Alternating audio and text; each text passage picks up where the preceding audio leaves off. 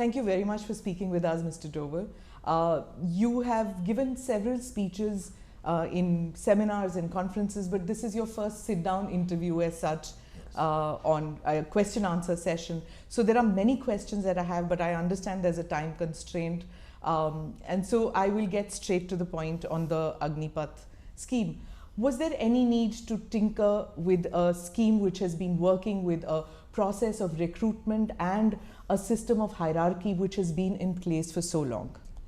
Well, thank you very much for this interview. I'm grateful to you, and it's a very contemporary subject which is needs to be deliberated and discussed. I'll tell you, firstly, we must understand security is a very dynamic concept. It cannot remain static. Security is only in relation to the environment in which we have to protect our national interests and in which we have to protect all our national assets.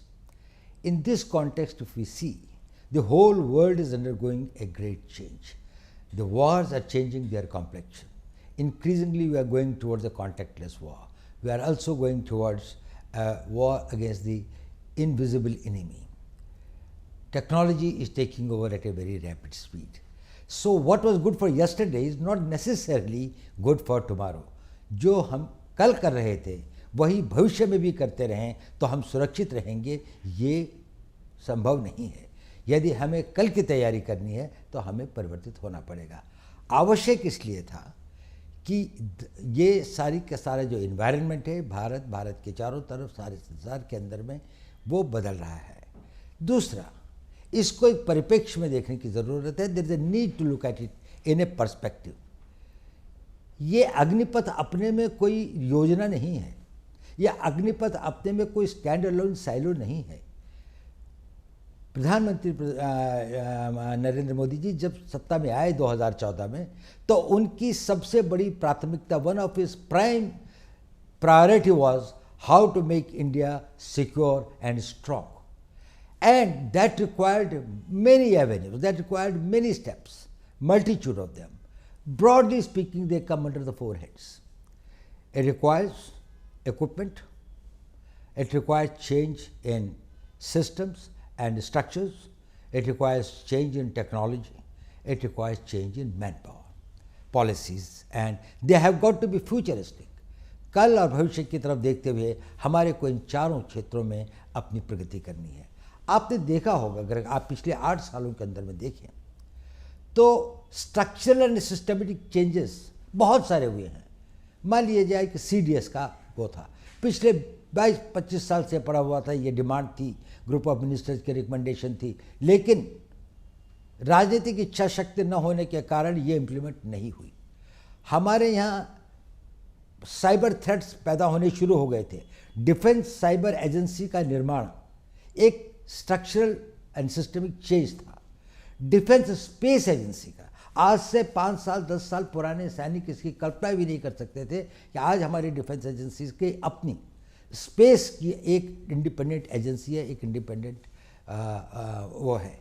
इसी प्रकार से बहुत सारे जो systems and structures भी change किए गए। दूसरा जो क्षेत्र था जो है इक्विपमेंट का।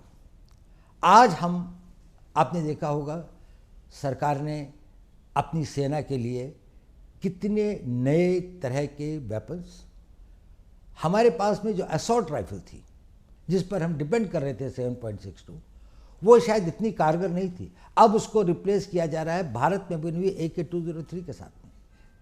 ये एक बहुत ही कामगर और दुनिया की one of the best assault rifles होगी। इसी प्रकार से अगर हम देखें, चाहे वो पनडुब्बियों के क्षेत्र में है, चाहे वो personal equipment of the soldier है, चाहे वो एयरक्राफ्ट्स हैं, हमने लाइट कॉम्बैट एयरक्राफ्ट का और अब ये 5th जनरेशन एयरक्राफ्ट एमका का हम निर्माण कर रहे हैं। तो इक्विपमेंट के क्षेत्र में एक बहुत प्रगति की जा रही है। और एक है टेक्नोलॉजी का फील्ड जो सबसे ज़्यादा कॉम्पिटिटिव फील्ड है। इसमें पैसा भी बहुत लगता है और बहुत कुशल वैज्ञानिकों की आवश्यकता होती है। We need the top scientist who are globally competitive and others.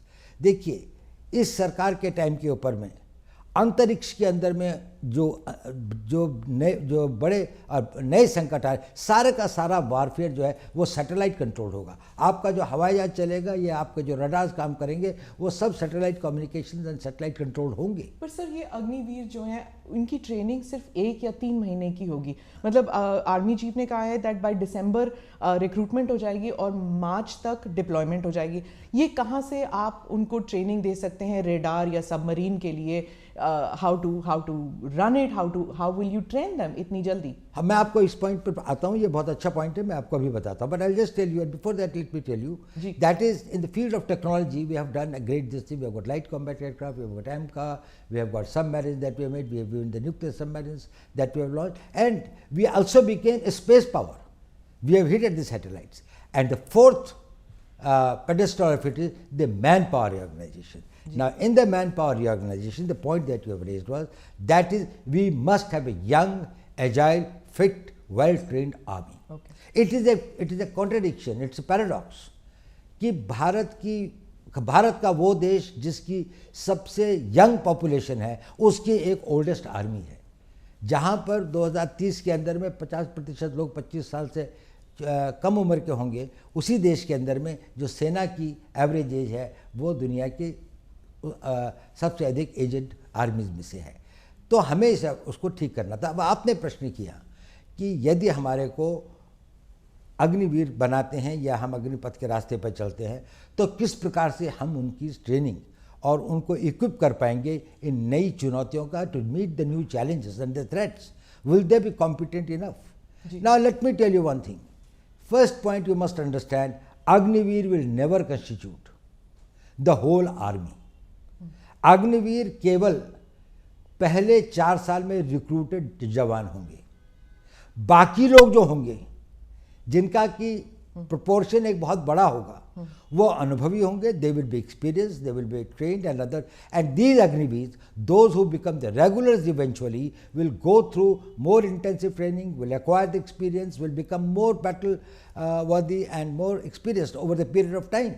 So Indian Army at any point of time will have a large number of people who, though recruited as Agniveer, but had been specially selected for their suitability, for their fitness, for their agility, for their motivation and for their aptitude for the job, and also did not have that sort of the personal problems by which they would like to leave the army and settle for something which is more stable and a personal life. So these persons will be well trained. So it is not only that the Indian Army will be having only this component. Yes, Indian Army will constitute at the level of the Jawans and the ORs who had been recruited through the process of Agniveer, specially selected, whose work, whose performance has been monitored and digitally monitored through various complex processes over a long period of time. Selection is one part. Even when you select people who are physically fit and others, it's a very small this thing. But when you observe them over a longer period of time, we are able to see that what sort of material do we have which will make the ideal soldier for the future. Imagine the army of 15 years hence, in which all those who have been recruited have come through the special 4 years probation period and then gone and joined the army. See their technical skills, see their motivation, their physical fitness and others. They will all be the people who will probably the cream of the Indian Army. Right. So my first question will be, I will go later into those who are not being amalgamated, but first about those who are going to be amalgamated into the service. There's already a system of your regiments and corps. Will it not demotivate somebody who has gone through the NDA, who's gone through the rigorous training process earlier, and then they'll see them as Johnny come latelys, abhi aaye hain, abhi fauj mein ghus gaye hain, and they're already getting the benefits that we were getting, but we had to put in so much more hard work. So will it cause a disruption, and will they be seen as lesser soldiers? देखिए, सेना में जाने वाला हर recruit fresh होता है, चाहे वो regular में जाए, चाहे वो अग्निवीर की तरह जाए, चाहे आज से 15 साल पहले जाता था, उसकी भी पहले 1 महीने की सर्विस होती है, फिर 6 महीने की होती है, फिर 1 साल की होती है। वो शुरू नहीं होता है 15 साल की या 12 साल की सर्विस के साथ में। एक बात, जहाँ तक रेजिमेंट्स का सवाल है, इसमें 2 बातें समझनी चाहिए। ये जो रेजिमेंट्स का कंसेप्ट है, इसको कोई टिंकर नहीं कर रहा है। अगर रेजिमेंट्स हैं तो आर्टिलरी की रेजिमेंट्स रहेंगी, आर्मर्ड कोर की रेजिमेंट्स रहेंगी, इलेक्ट्रिकल मैकेनिकल इंजीनियर्स हैं या इंजीनियर्स हैं या बाकी सारे हैं।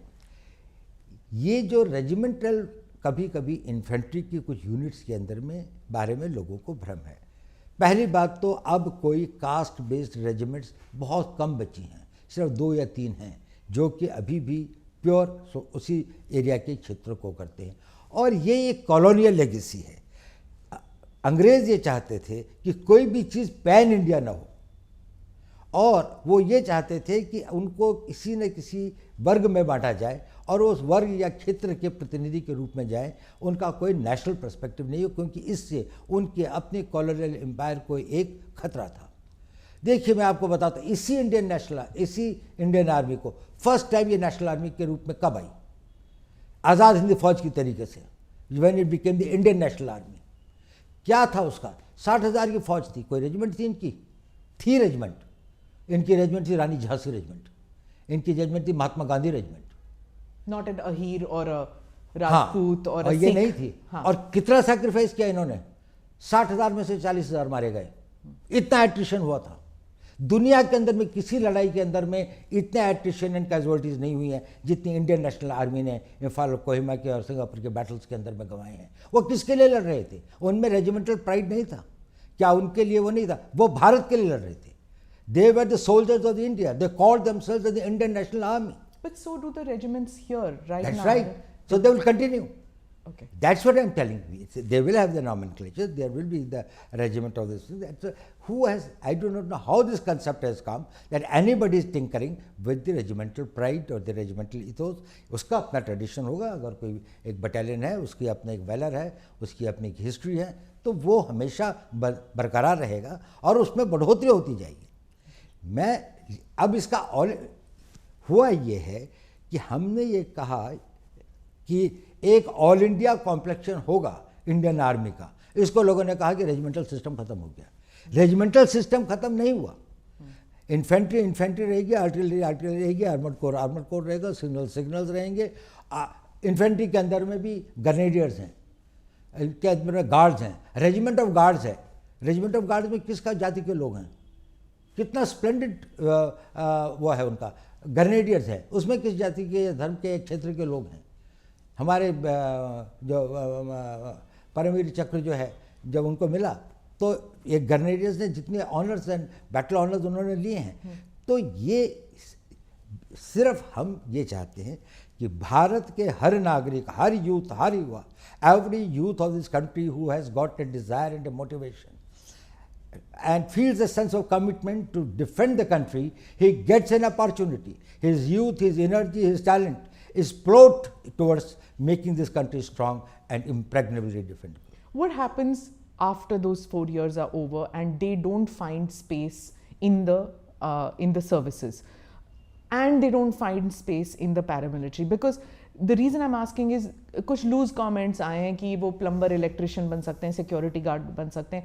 तो फ्यूचर को लेके थोड़ा बहुत एप्रीहेंशन कर लीजिए या डर है लोगों में कि how will they be better of after the 4 years? Will they have a skill set which is market friendly, which they can get jobs? I think this is one of the biggest misunderstanding that has been created either deliberately or by lack of full knowledge and understanding of this thing. We are talking about a young man who is 22 or 23 years old, has done 4 years of service and now is in the market. Compare him with any other 21, 22 years old man who has not become Agniveer. This person has become disciplined. He has got the capability to work in a team. He has learned skills. He has developed the confidence, and he is trainable. His mind and his vision, he has got an all India perspective. So he is much more equipped to face the society. On top of it, he has been given a qualification that will be +2. That makes him comparable with any other persons in his age group to which the others are joining. So there is no avenue that has been debarred or closed for him. इसके लिए वो सारे रास्ते खुले हैं। उसके बाद उसके पास में 11 लाख रुपए के लगभग पैसा भी है, जिससे वो कोई नया कोर्स कर सकता है, आगे की पढ़ाई कर सकता है, यूनिवर्सिटी में जाना चाहे तो यूनिवर्सिटी की पढ़ाई कर सकता है, उनमें से कोई अगर टेक्निकल स्किल्स ज्वाइन करना चाहे तो पॉलिटेक्निक्स और उसको ज्वाइन कर सकता है। आजकल एवरेज एज सेटलमेंट की अपने करियर में 24-25 साल 26 साल होती है। देखिए आज हम उस ज़माने में हमारे एज स्पैन के साथ में 1 लाइफ 2 कैरियर्स की बात करते हैं, अब तो लोग 1 लाइफ 3 कैरियर्स की बात करते हैं। कंपेयर करें, यही आदमी अगर 15 साल के बाद जाता तो 32, 33, 34 साल का होता। इस वक्त में अब उसको कोई ना ट्रेंडेबल है, उसकी एज इतनी भी नहीं है कि वो घर में बैठ जाए, क्योंकि अभी उसकी शादी हुई 3-4 साल हुए हैं, अभी उसके पास कोई छोटा बच्चा है जिसको पढ़ाना भी है, कोई लड़की होगी तो वही 15-20 साल के बाद शादी के लायक होगी, उसके पास में जिम्मेदारियाँ ही जिम्मेदारियाँ हैं। पहले का ज़माना फ़र्क था, ये जो सोल्जर था वो गांव से आता था और गांव वापस चला जाता था। गांव में रहने के लिए उसके पास थोड़ी ज़मीन होती थी और पेंशन पर गुजारा हो जाता था। आज पेंशन पर उसका गुजारा नहीं हो सकता, तो उसको सेकंड कैरियर की आवश्यकता होती है। 34 साल के बाद में इसका 40 साल का जीवन अभी और बचा हुआ है। इस 40 साल के जीवन में ना उसको हम नई ट्रेनिंग दे सकते हैं, ना उसको कहीं पर अगर अब्जॉर्व करें तो वो एक नए कैरियर की नई शुरुआत, नई जोश के साथ में उसको आगे बढ़ा सकता है। तो इसलिए इसको ये रखा गया है कि अगर वो 4 साल के बाद में आते हैं तो उनकी ट्रेनिंग, उनका डिसिप्लिन, उनका बैकग्राउंड, उनका आर्मी का कैरियर उनको समाज में एक ऊंचा स्तर देता है। उसके बाद उनके पास में एजुकेशन भी है, और ये टॉप ऑफ इट है कि सरकार ने कहा कि 10% CPMF में होंगे, डिफेंस फोर्सेस के अंदर में, जो डिफेंस मिनिस्ट्री ऑफ डिफेंस के अंदर में कोस्ट गार्ड है, बाकी चीज़ें हैं जो कि उनके उसमें अंदर में आती हैं, डिफेंस सर्विस कोर है, और जो उसके अंदर में और काफ़ी मिनिस्ट्री का है। अब देखिए ये 10% अग्निवीर का नहीं है, ये 10% उनके यहाँ भर्ती होने वाले लोगों की हैं। तो अगर फर्ज कर लीजिए कि CPMF की भर्ती 40,000 या 50,000 की है तो उसमें 5,000 जाएंगे। या 10% अगर जो उनके 3,000 या 4,000 लोग या 5,000 लोग जो है वो उनके जो उसका 10% नहीं होगा। ये इन नहीं, अब भारत आगे बढ़ रहा है, भारत की प्रगति हो रही है। पहला आदमी अग्निवीर जब रिटायर होगा तो आज से 5 साल के बाद में होगा, उस वक्त भारत की इकोनॉमी 5 ट्रिलियन की इकोनॉमी होगी। प्राइवेट सेक्टर एक नई गति और नई दिशा के साथ में आगे बढ़ेगा। डिफेंस इंडस्ट्रीज जिस तरह से बढ़ रही हैं, बहुत सारे ऐसे काम होंगे। डिफेंस पब्लिक सेक्टर अंडरटेकिंग्स के अंदर में जिस प्रकार से विस्तार हो रहा है, कंट्री के अंदर में मैन्युफैक्चरिंग बढ़ रहा है, उनको लोगों को ये लोग चाहिए जो डिसिप्लिन्ड हों, ट्रेनेबल हों, और जिनके साथ जिनके पास में उम्र हो। इनका सबसे बड़ा एसेट है इनकी उम्र, कि ये अभी भी यंग है। इस उम्र में कई लोग अभी भी अगर हम जाए पॉलिटेक्निक के अंदर में लोग भर्ती होने के लिए जाते हैं तो उनमें से कई लोग 22, 21, 23 साल के होते हैं, 2 साल 3 साल का कोर्स करते हैं, उसके बाद वो अपने लिए एक मैन्युफैक्चरिंग जाए। कोई कंप्यूटर का कोर्स करते हैं, 2 साल का कंप्यूटर का कोर्स करें, इंफॉर्मेशन टेक्नोलॉजी के फील्ड में इतने वो हैं, तो इनके लिए स्थान ज़्यादा होंगे, इनका भविष्य टोटली सुरक्षित है और इनको किसी प्रकार की चिंता करने की बात नहीं है, क्योंकि इनके पास में 22 साल की उम्र है, इनके पास में 4 साल देश की सेवा करने का एक सर्टिफिकेट है, इनके पास में एजुकेशनल क्वालिफिकेशन की एक वो है, और उसके अलावा इनके पास में एक ऐसी धनराशि भी है जिससे इसको इन्वेस्ट कर सकते हैं। और अभी इनकी इनकम्बेंसीज नहीं है, अभी इनके परिवार नहीं है। जो ट्रेनिंग के लिए चाहे तो कोई मद्रास जाना चाहता है, कोई कश्मीर जाना चाहता है, कहीं भी जा सकता है, वो मोबाइल है। जब वो 34 साल की उम्र में आप उसको भेजते हैं, उसके साथ सबसे बड़ा अन्याय है, क्योंकि ना तो वो घर बैठ सकता है, ना ऐसी जगह पे जा सकता होगा, अपने क्षेत्र से बाहर भी नहीं जा सकता। आई गेट दैट अबाउट कि जब वो बाहर निकलते हैं। Now the thing is that आप खुद गांव से हैं sir, you are a son of an army person, you have worn the military uniform, the police uniform, you've been awarded the Kirti Chakra, military honor for a policeman. You understand that when you go back to the village, the respect that a uniform gets. Now many in the villages are saying कि ये 4 साल के छोकरे बाहर निकल के आएंगे, they will not be given the same respect, that वर्दी will not have the same honor, the respect that it had, because it doesn't carry with it the weight of national service over decades. मेरे ख्याल से ये भी बिल्कुल पूरा भ्रम है। गांव के अंदर में अभी भी इनकी उतनी ही प्रतिष्ठा और इज्जत और सम्मान होगा, गांव में नहीं, गांव के बाहर भी। ये देश की एक बड़ी भारी निधि होंगी।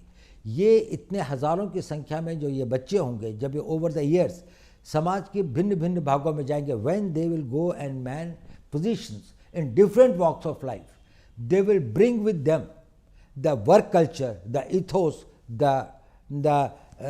the values which they have imbibed in army.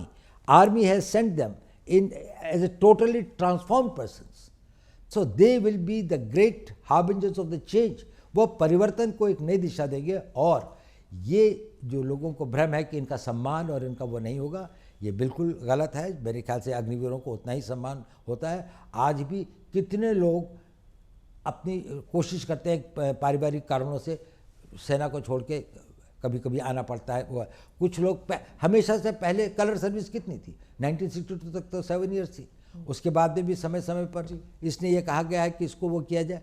तो 7 ईयर्स की कलर सर्विस के बाद में जो आदमी जाता था उसको क्या वो सम्मान मिलता था, इसको अधिक सम्मान मिलेगा क्योंकि इसके पास में आगे का कैरियर भी है। Sir, agar if this scheme was so overdue, so necessary, keeping in view that wars have changed, the nature of wars have changed, and the nature of the requirement of manpower has changed for India, अगर ये इतना overdue था तो इसके against इतने protest, इतने sudden protest क्यों हुए? देखिए ऐसा है, इसमें दो तरह के प्रोटेस्ट या अपोजिशन है मैं कहूँगा। एक तो ये है जो कंसर्न हैं, वो देशभक्त भी हैं, उन्होंने देश की सेवा भी की है और अपने जीवन का बड़ा भाग जो है देश के लिए अपनी जानों की बाजी भी लगाई है। उनको फियर ऑफ अननोन है और जब भी कोई परिवर्तन आता है, any time that a change comes, उसके साथ में जुड़ी हुई anxieties and fears are always there. कुछ भय होते हैं, कुछ आकांक्षाएं होती हैं, कुछ अनागतवती चिंताएं होती हैं जो आदमी को घेरती है। इतना बड़ा परिवर्तन, इतना बड़ा चेंज हो जाएगा तो कहीं ये तो नहीं सब कुछ पलट जाएगा। तो ये हम इसको समझ सकते हैं। इसके लिए आपने देखा होगा, यदि आपने 15 तारीख जून के बाद में जैसे जैसे इन लोगों को अधिक सूचना और पूरी बात का पता चल रहा है और भी बातों का समय के साथ पता लगेगा, वैसे वैसे ये लोग इसको समझ रहे हैं कि ये तो हमारी बड़ी पुरानी आवश्यकता थी, इसमें हमारे वेटरन्स भी शामिल हैं और ये एक अच्छी चीज़ है। उनके कंसर्न हैं कि इनका क्या होगा। अब उनको पता लग रहा है कि इनके लिए भी एक भविष्य निश्चित करने की योजना है। उनको ये लग रहा है कि आर्मी के अंदर में जो एक्सपीरियंस लोग रहेंगे कि नहीं, अब उनको भी पता लग रहा है कि नहीं, आर्मी तो एक्सपीरियंस लोगों की, आर्मी डिमोबिलाइज हो रही है, ये लोग तो रहेंगे ही। और इसके बाद में जो आएंगे वो अग्निवीर के स्ट्रीम से आएंगे, वो एक दूसरे स्ट्रीम से आ रहे हैं, पर यही फिर आगे इनके 5 साल 6 साल 15 साल ये और सर्विस करेंगे। तो उनकी वो जो भय और आकांक्षाएँ हैं उनमें धीरे धीरे कमी आ रही है। एक दूसरे वर्ग है, उसका ना राष्ट्र से कोई मतलब है, ना राष्ट्र की सुरक्षा से कोई मतलब है, ना वो राष्ट्र के प्रति इतने समर्पित हैं। उनके they are conflict entrepreneurs. What they want is that they want a conflict in the society. They would like to create anything which is close to the anarchy. Now these are the person who will go for stone throwing, demonstrations, burning the trains and others, not what is the cause. But wherever there is an opportunity, they think that they can emotionalize or mislead the people or they can have this thing. जो अग्निवीर बनने वाला होगा वो ना किसी प्रलोभन में आता है, ना वो किसी से बहकाया जा सकता है, ना वो किसी के द्वारा दुष्प्रचार के लिए प्रेरित किया जा सकता है। ये जितने लोग हैं, मुझे नहीं लगता कि ये वो लोग हैं जो कि सेना के लिए और सेना में जाने के लिए बहुत इच्छुक है या जिनके पास में एक साइकिक मेंटल सेट है। वो अपने घर में बैठ कर तैयारी कर रहे होंगे। Didn't the security establishment anticipate कि ऐसे conflict entrepreneurs जो आप कह रहे हैं that they will make use of this scheme to mislead people and to cause street unrest? Well, something was anticipated as well also, because we thought that, well, these people who have got a vested interest, they have got vested interest because some people are making money through the coaching centers. They have vested interest because they would like to discredit the government on any count. There are some vested interests who would like the youth to be provoked against the establishment and others. We had it, but then it's a democracy. We cannot take the action and we cannot do this thing. But once they take and transgress those red lines where the limits of their freedoms start undermining the country's national security or internal security or the law and order or the peace of the country, certainly the action is taken and has been taken.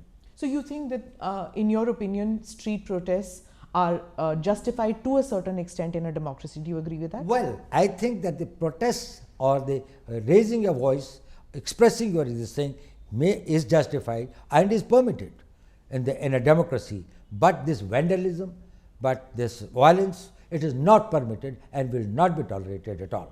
So our security forces, I mean the state police, I mean out here, they were just not equipped to handle it. We saw for hours together coaches burning.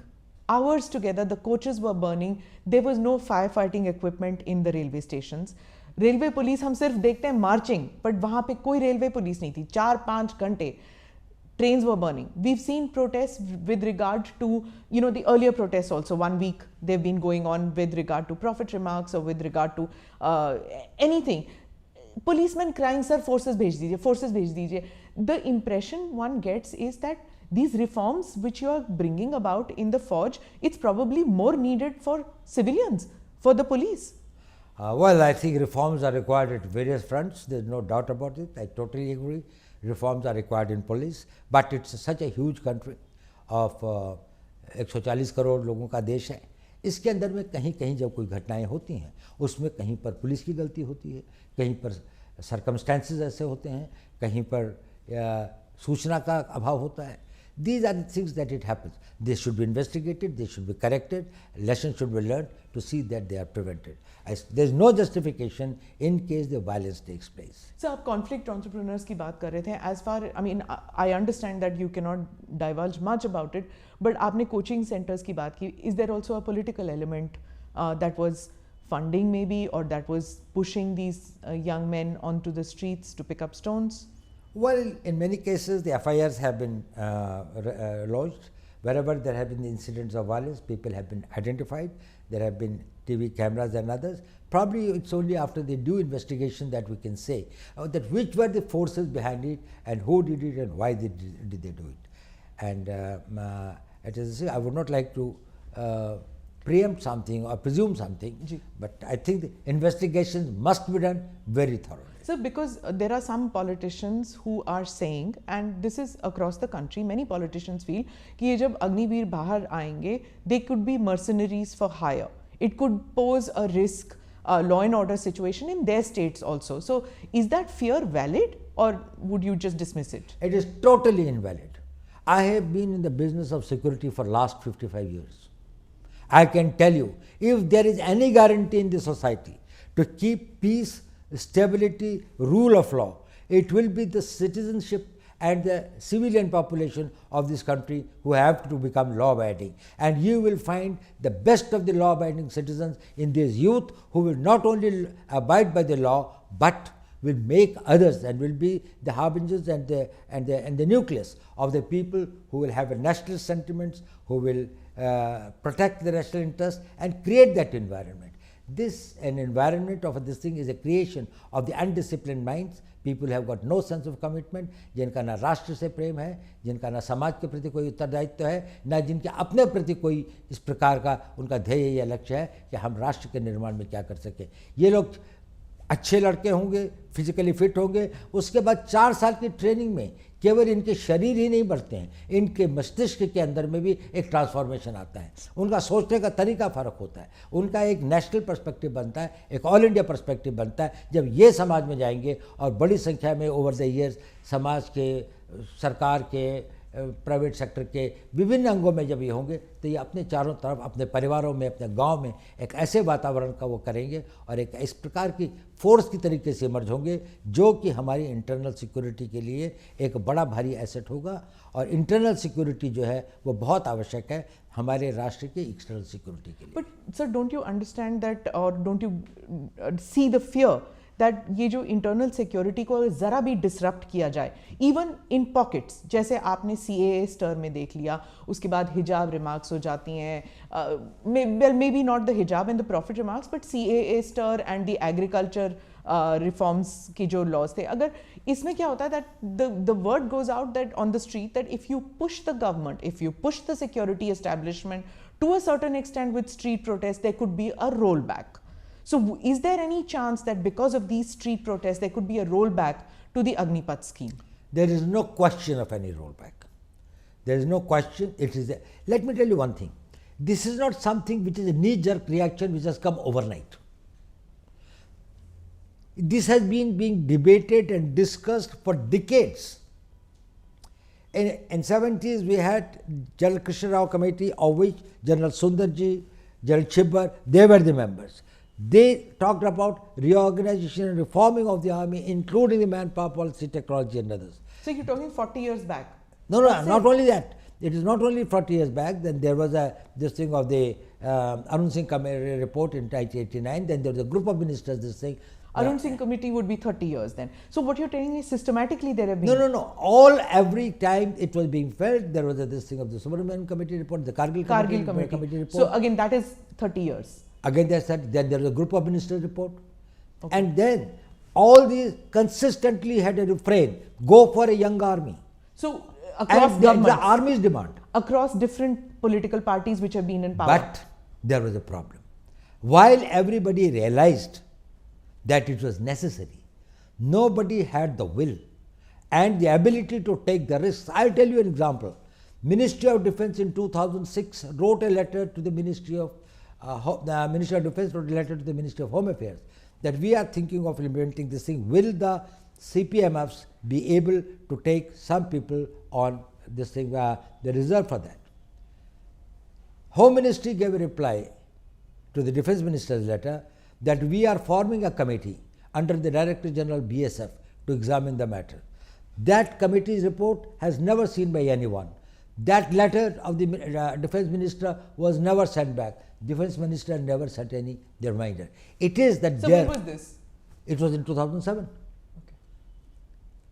The letter was sent in 2006 and 2007 the committee was formed. So this is bureaucracy going round and round? No, it's not a bureaucracy. It was a political will. That is, it is such a big problem. It's such a huge mass. Who will dare getting into it and bringing about the change? It can happen only with a leader like Prime Minister Modi, who will say that if this is in the national interest, if this will make India strong and secure, then no risk is big enough, then no cost is high enough.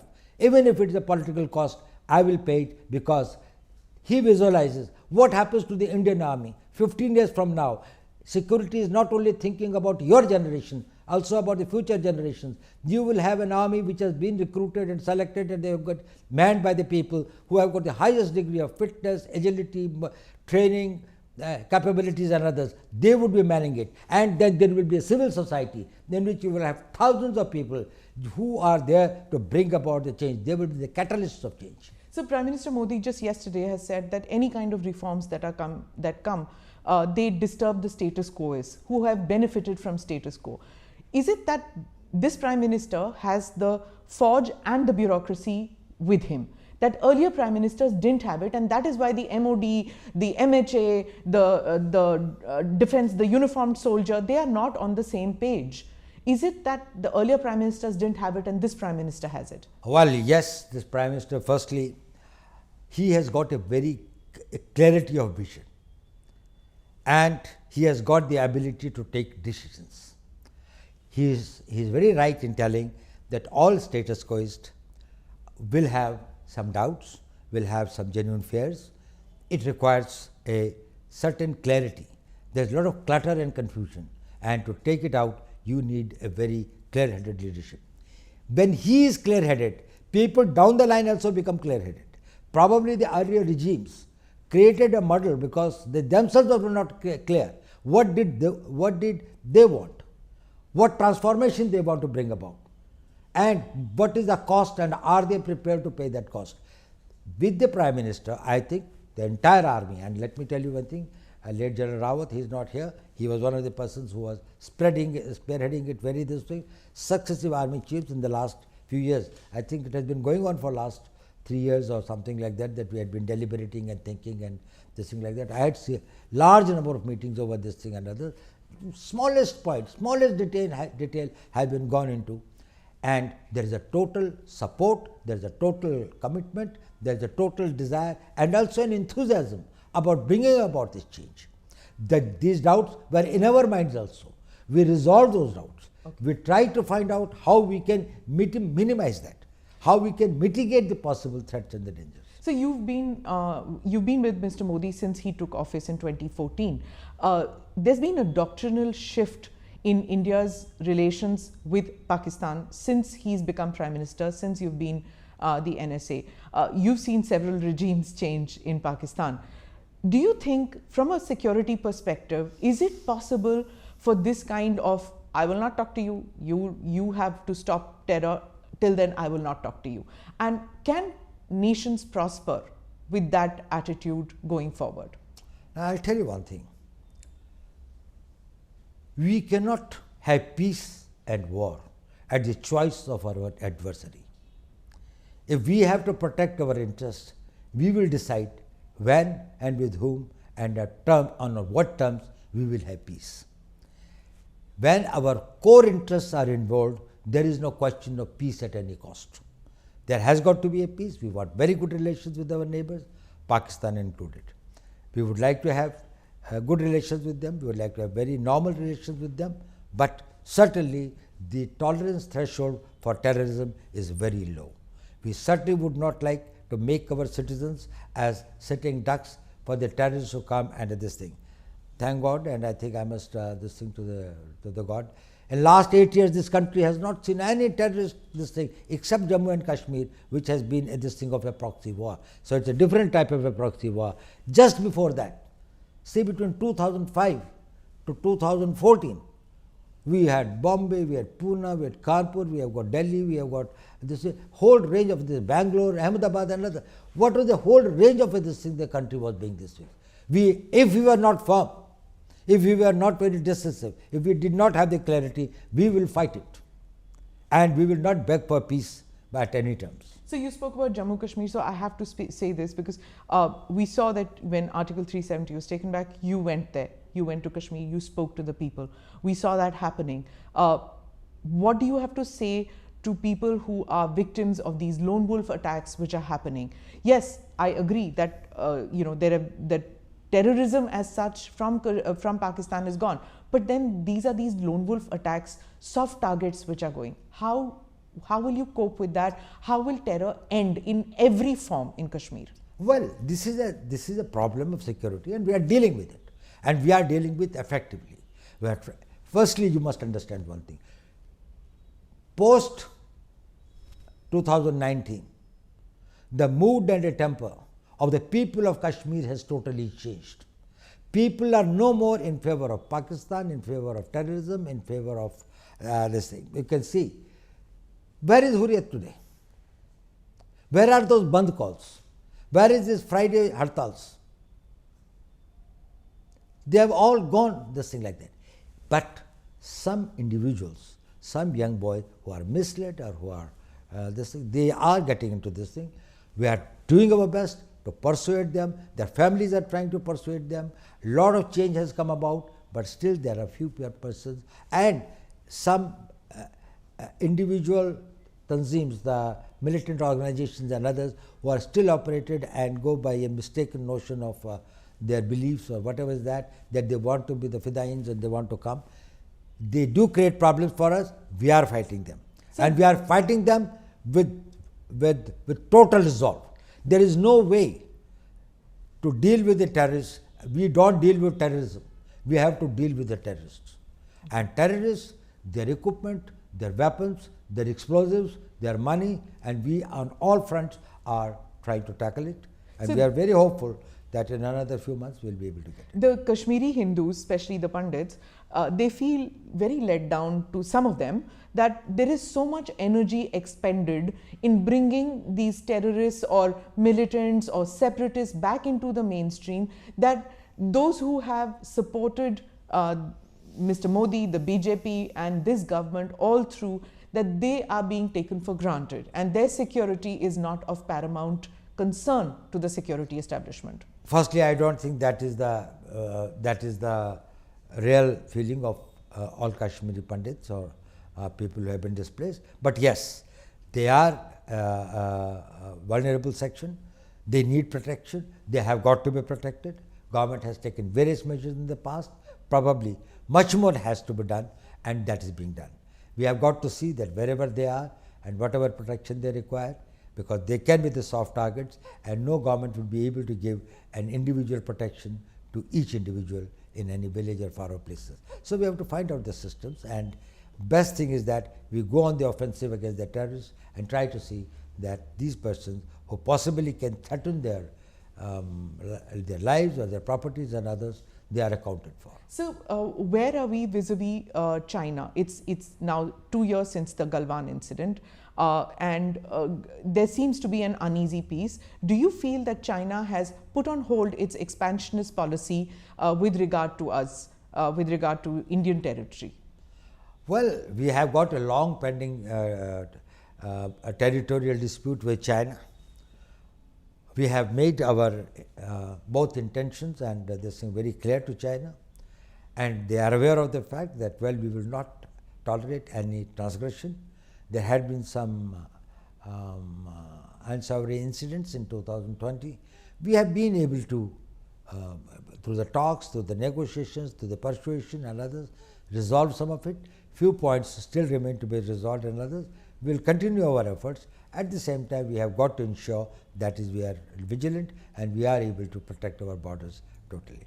So, internal security, external relations, these are mainly conducted behind closed doors, in hush hush manner. Some of it is visible to common people, but there is also a view that, keeping in nature with federal structure, things like what has been done, the Agniveer scheme, maybe there can be a more consultative manner in dealing with these apprehensions. Do you feel that there is a time that the time has come to change how internal security is, decisions regarding internal security are taken in this country? Management of security is a highly layered phenomenon. There are layers and layers and layers. There has got to be some this is where there is a complete insulation, and it has got to be protected, and people should know only on the basis of need to know. If they have got either, if they can neither contribute nor that they are accountable for anything, and you take them into confidence and others, probably it is not from them, but once it becomes public, our adversaries will take advantage of that. So we have got to maintain a certain amount of secrecy. As far as the consultative process is concerned, India's democracy and India's this thing is so open. If it was not such a this thing, you would not find that on every issue, if there are 100 people, there are 101 opinions, and they are freely expressed from the street to the press to the media and everywhere. So you spoke about India's adversaries taking advantage of any kind of unrest which happens in India, but then we saw with regard to the Prophet remarks and the hijab protests that people who we had presumed had become non-adversaries of ours had suddenly started making comments, had suddenly started doubting India's democracy or India's inclusive society. Do you feel that these protests have gone beyond this and have damaged us terribly?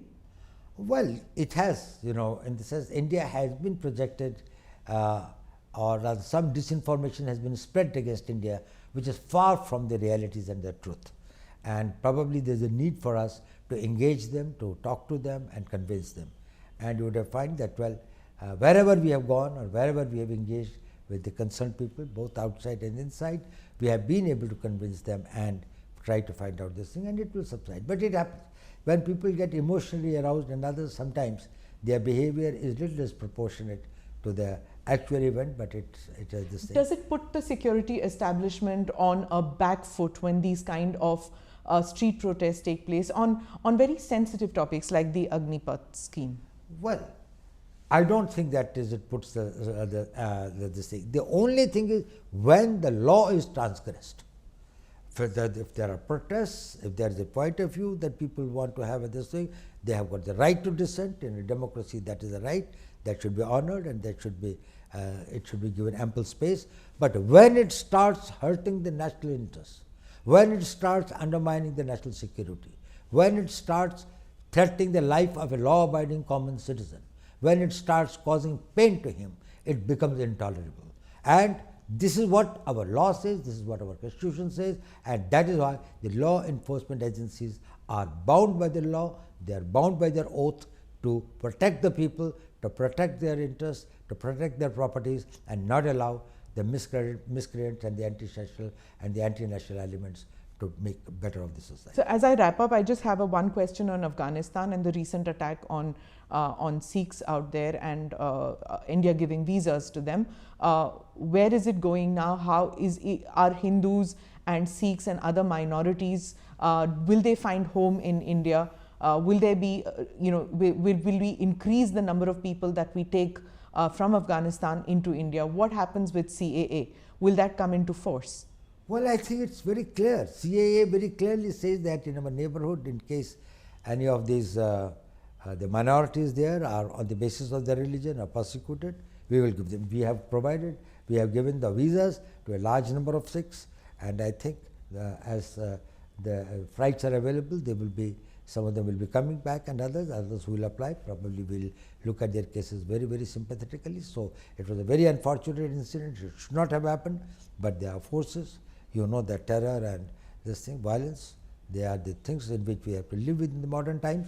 But Government of India is doing everything, and it has assured the Sikhs there and the Hindus there. I think there are very few Hindus left there, but they have assured them that India will stand by its commitment and by its assurances. So towards the end, do you have any message for youth who feel disillusioned and disheartened that maybe some of them were part of the protest, regret it, and would like to take the Agniveers? Is it over? Are the doors shut for them? Well, as far as the message to the youth is concerned, ये message बड़ा clear होना चाहिए कि सेना में जो लोग जाते हैं वो केवल पैसे के लिए नहीं जाते, वो एक जज्बे के साथ जाते हैं। उनमें देश प्रेम होता है, उनके अंदर में राष्ट्र की भक्ति होती है, उनके अंदर में यौवन की शक्ति होती है। वो इसको इन्वेस्ट करते हैं अपने आप को और सोचते हैं हम देश के लिए क्या कर सकें। अगर वो भावना नहीं है तो आप इस करियर के लिए नहीं बने। इसमें केवल हम उन्हीं यूथ को चाहते हैं। आपकी ट्रेनिंग कितनी है, आपकी फिजिकल फिटनेस कितनी है, यह आवश्यक है, लेकिन इससे भी ज़्यादा आवश्यक है कि आपकी मानसिकता क्या है।